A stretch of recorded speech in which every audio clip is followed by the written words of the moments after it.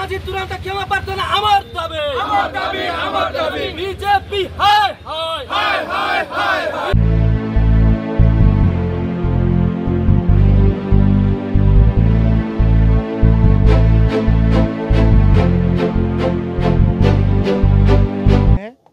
बारंबार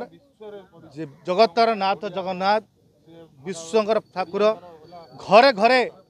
प्रार्थना पाई था जगन्नाथ तांकू राजनीतिर फायदा पाई जो बड़े भाव बारंबार बीजेपी अपमान करुच्ची एहाकू युव कांग्रेस विरोध करुच्ची एवं तुरंत दाबी करुच्ची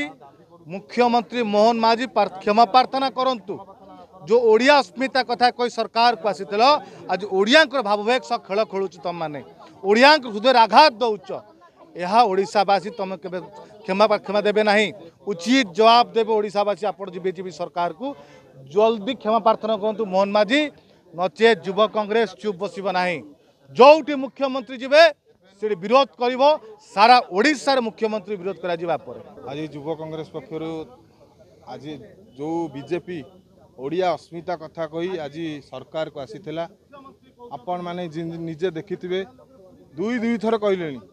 जगन्नाथ मुख्यमंत्री निजे कहले जगन्नाथ बोली से पाचाली बुद्धि हो गलानी से आमर ओडियार देवता एवं विश्वर देवता जी